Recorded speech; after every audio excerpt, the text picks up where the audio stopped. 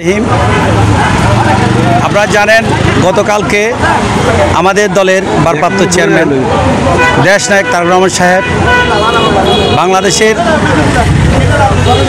প্রধান উপদেষ্টা ডক্টর ইউনূস সাহেবের সাথে যেই বৈঠক করেছে সেই বৈঠকের মধ্য দিয়ে বাংলাদেশের গণতন্ত্র প্রতিষ্ঠিত হয়েছে বলে আমরা মনে করি।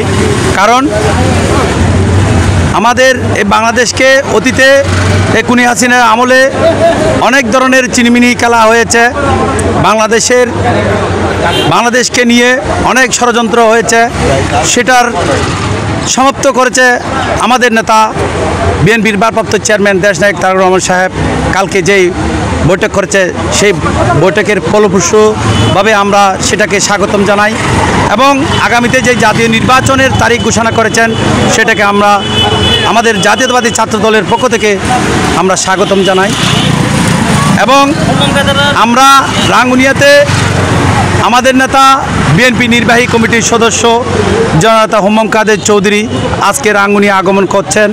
তিনি রাঙ্গুনিয়া একটি সামাজিক অনুষ্ঠানে যাবেন এবং সর্বস্তর নেতাকর্মীদের সাথে সাক্ষাৎ করবেন এবং আমাদের নেতা বিএনপির ভারপ্রাপ্ত চেয়ারম্যান দেশনায়ক তারেক রহমান সাহেব যেই নির্দেশনা দিয়েছেন আগামী জাতীয় সংসদ নির্বাচনকে সুন্দরভাবে করার জন্য সমস্ত নেতাকর্মীদেরকে নির্দেশনা দিয়েছেন এবং যারাই নির্বাচন করবেন তার মধ্যে আমাদের নেতা বিএনপি নির্বাহী কমিটির সদস্য জননেতা হুম্মাম কাদের চৌধুরী রাঙ্গুনিয়ার একমাত্র প্রার্থী হিসাবে নির্বাচন করবেন।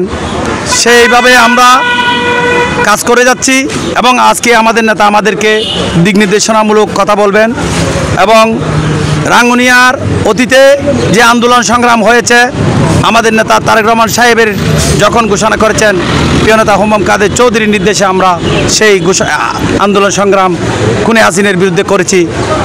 তার ফলশ্রুতিতে আমরা বলতে চাই রাঙ্গুনিয়ার অভিভাবক হচ্ছেন শহীদ সালাউদ্দিন কাদের চৌধুরীর যোগ্য উত্তরসূরি বিএনপি নির্বাহী কমিটির সদস্য জননেতা হুম্মাম কাদের চৌধুরী।